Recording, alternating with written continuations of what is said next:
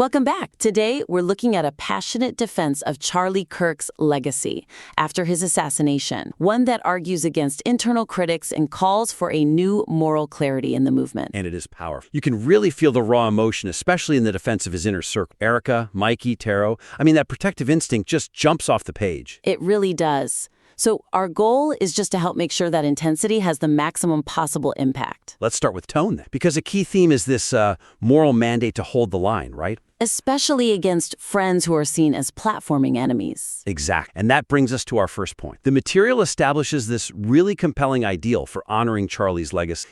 Challenging people with kindness, being a peacemaker. But the delivery often uses language that, well, it seems to contradict that very principle. That's a huge tension, isn't it? On the one hand, the speaker is advocating for putting God first, for challenging opponents with kindness. It sets a very high moral bar. A beautiful bar. But then the language used to describe these friends, it gets pretty inflammatory. It does. I mean, you see words like demonic, pure evil, cowardice friends. And those really sharp personal jabs. Calling someone Lil Hitler or describing an interaction is butt-sniffing. The risk there is that the audience, they might get whiplash. Yeah, they'll struggle to reconcile that call for Christ-like conduct with the sheer aggression of the personal attacks. It could distract from the main point. Right. But, let me push back for a sec. Isn't that kind of language warranted, given the context? We're talking about an assassination, a deep sense of betrayal. Doesn't dialing it back risk sanitizing the outrage? That's a fair question. The outrage is absolutely warranted. But the thing is, if your stated strategy is to use kindness as armor, if you're specifically claiming the moral high ground, then those deeply personal, profane attacks, you're sort of handing the moral high ground right back to your critics. Mm-hmm. So the suggestion, then, has to be about recentering that emotional argument. Recentering the fire, yeah. Focus it on the damage done to the movement, to the ideas, rather than the, personal moral failings of the individual host. So you keep the challenge, you keep the intensity, but you don't sacrifice that stated goal of using kindness as armor. Exactly. It's about turning a relational failure into a structural consequence. So, for example, with the person who said, "I'm effing Turning Point USA." Right. Instead of calling the host a cowardice friend or accusing them of gaslighting, you focus on the ideological damage. You make the point that platforming someone who wants to, existentially destroy Charlie's organization, that is a massive ideological compromise. It affects the whole future of the movement, and it doesn't matter what the host's personal relationship was. Yes. And same with the people who bash women. Challenge the ideas. Frame it as being fundamentally anti-Christian, anti-movement.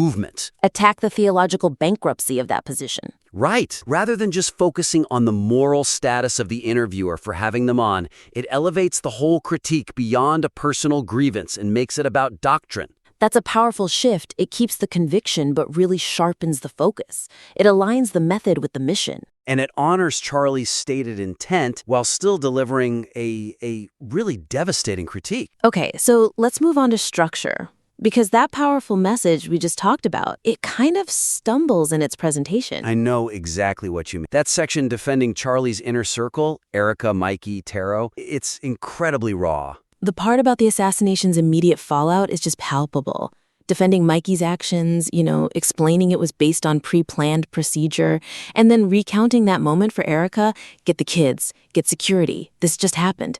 That part it's almost hard to read. It is. And that's why the interruption is so jarring. So the core issue is that the material's deepest emotional impact, which is centered on that fallout, it's completely fractured by inserting an unrelated call to action. The bundle of hope charity appeal. Right, a detailed 2-paragraph appeal. It's like hitting an emotional speed bump right when the listener is at peak engagement. You're going from the absolute terror of an assassination to a, $50 charity package. It forces a complete emotional reset. And it happens right before the critique of the movement's friends begins. The flow just has to serve the main argument. So the suggestion is pretty clear, right?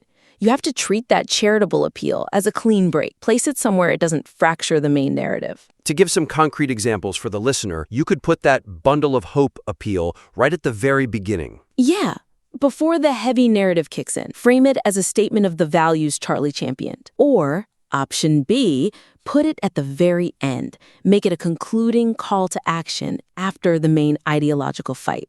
It could be a really constructive, unifying thing to do after all that confrontation. And if, for some reason, it absolutely has to stay in the middle? Then you need a much stronger transition, a real signal to the listener. You'd have to finish the entire defense of Mikey and Erica first. Then you'd need something like, before we turn to the ideological threat, we have to pause and remember the values Charlie stood for in the most concrete way. Right. Deliver the appeal, and then clearly transition back to the political critique. It signals the pivot, and it minimizes that emotional whiplash. A great point on flow. And by containing that appeal, you let the emotional current carry the listener right into the next big challenge. Which brings us to this idea of a border. I mean, that's a brilliant analogy for the movement. But what exactly is this tent supposed to be keeping out? I agree the analogy is a huge strength. Comparing the conservative movement to a tent that needs borders to keep its soul, that's powerful. But the criteria for what makes someone an unacceptable threat, it needs to be tighter. Yeah, as it stands, the material sort of presents this wide array of unacceptable positions, but they're not clearly linked. It makes the border feel a little arbitrary. Exactly. Look at the list you get.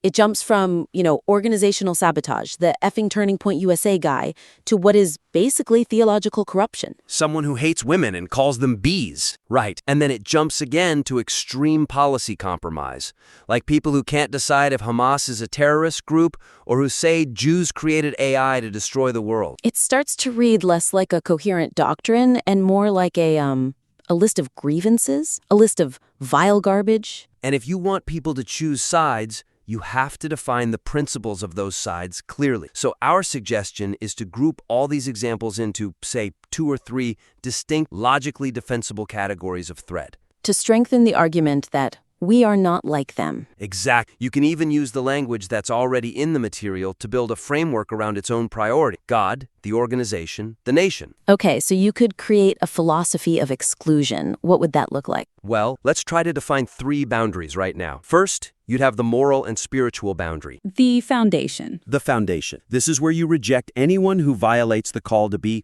Christ-like. People who bash women, who promote general moral corruption, they fall outside this line. It defines who you are by your highest conduct. Okay, that makes sense. What's the second category? The existential organizational boundary. This one is practical, it's necessary. This is where you reject platforms for anyone who actively tried to destroy Charlie's work, like the person vowing to tear it all down. Yes, it becomes about preserving the institution, defending the work itself, not just a personal beef. And the third? The national and theological boundary. This is the big picture filter. It's for rejecting those who question core Judeo-Christian values, who defend groups like Hamas, or who push these wild, destabilizing conspiracy theories. That ensures the forefathers and God mean the foundation. And when you structure it like that, the call to not interview a fan of Joseph Stalin and a Hitler fan, it doesn't feel like a random jump anymore. It feels like a doctrinal necessity that flows from everything else. It creates a unified, defensible fence around the movement's soul,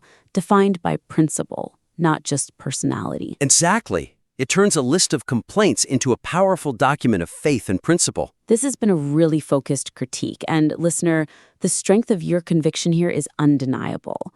You have an incredibly potent piece of material. We think there are just 3 main opportunities to maximize its impact. First, it's about harmonizing your tone. You have to reflect the kindness you're advocating for. Focus the fire on ideological compromise, on structural threats, not so much on the personal attacks. Second, restructure that emotional flow. Isolate the charity appeal, put the bundle of hope section either at the very beginning or the very end, so the raw power of your narrative isn't broken.